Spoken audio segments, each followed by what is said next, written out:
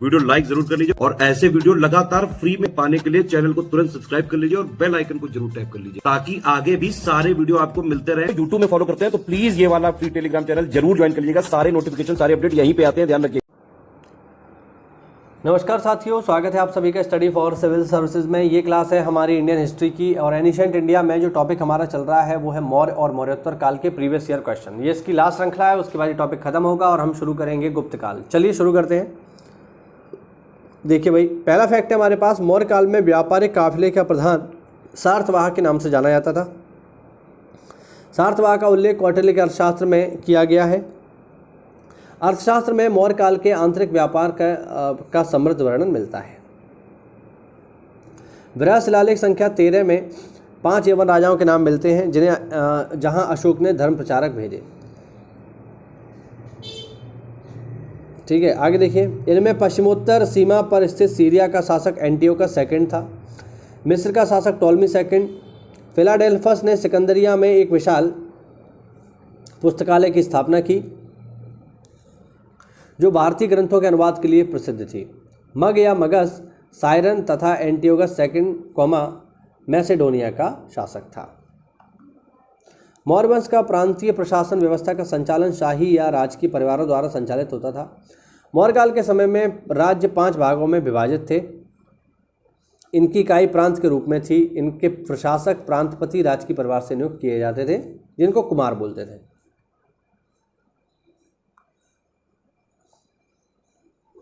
दक्षिण भारत के तीसरे संगम साहित्य में 3 बड़े महाकाव्यों की रचना की गई जिसमें सबसे प्रसिद्ध ग्रंथ शिलप्पादिकारम को माना जाता है जिसकी रचना इलंगो आडिगल ने की थी।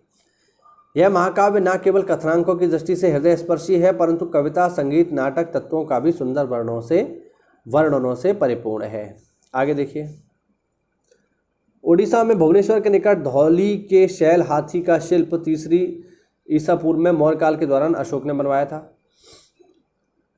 मथुरा में खड़ी अवस्था में बुद्ध की प्रतिमा का उल्लेख मौर्योत्तर काल से प्राप्त होता है। इनका संरक्षण कुषाण शासकों ने किया था। कल्याण नामक व्यापारिक केंद्र का उल्लेख यूनानी लेखक कॉस्मोस ने किया है। अशोक के बाद अगले 50 वर्ष तक उसके उत्तराधिकारियों का कमजोर शासन चलता रहा। अशोक के उत्तराधिकारियों में से एक दशरथ ने भी शासन किया जिसकी उपाधि देवानाम प्रिय थी। अशोक के बाद यह लोकप्रिय उपाधि धारण करने वाला एकमात्र शासक था।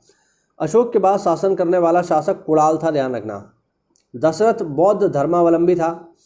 इसके अलावा वह अन्य धर्मों का भी सम्मान करता था। अशोक मौर्य काल का एक प्रमुख शासक था। उसने एक विशाल साम्राज्य का निर्माण किया जिसका विस्तार संपूर्ण भारत में था।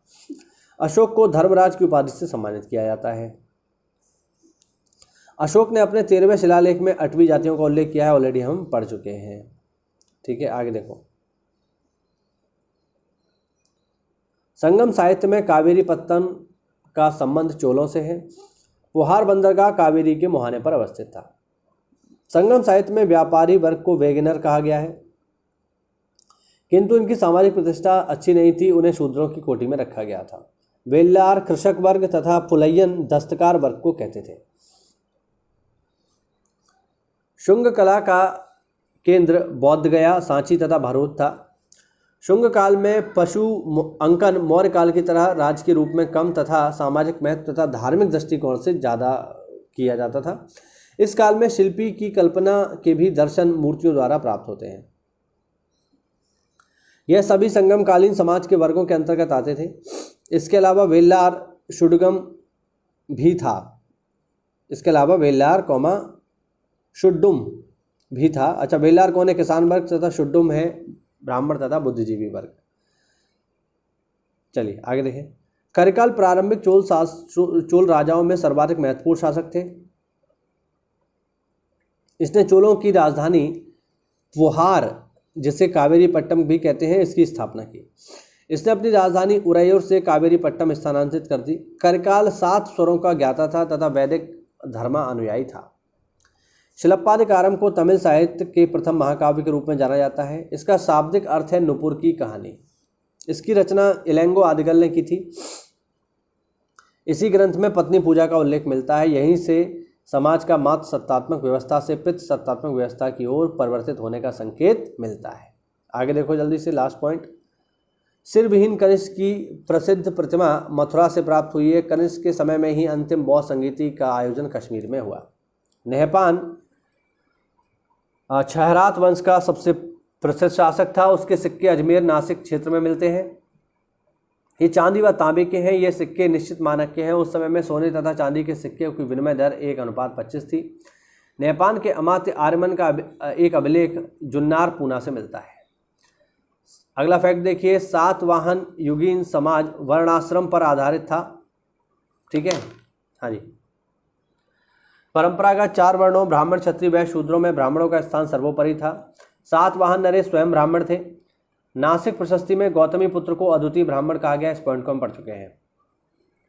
उसने समाज में वर्णाश्रम धर्म को प्रतिष्ठित करने तथा वर्ण संकरता को रोकने का प्रयास किया। इस समय अनेक नई नई जातियां व्यवसाय के आधार पर संगठित होने लगी थी। आगे देखो, कनंगी संगम साहित्य शिलप्पादिकारम की गायिका थी। शिलप्पादिकारम की रचना इलंगो आदिगल ने की। बारहुत स्तूप का पता 1873 में कन्निंगम महोदय ने लगाया था। इस स्तूप की वेष्टनी तथा तोरण द्वार शुंग काल का है। शुंग युग की पक्षी प्रतिमा इसी स्तूप पर चित्रित है।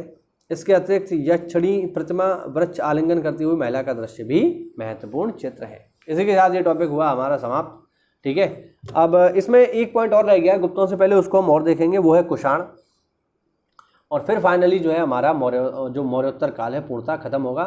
ठीक है, देखिए कुषाण भी इंपॉर्टेंट है, खासकर उसमें जो मथुरा कला शैली है और जो गांधार कला शैली है वो महत्वपूर्ण है, तो उनको भी हम देखेंगे।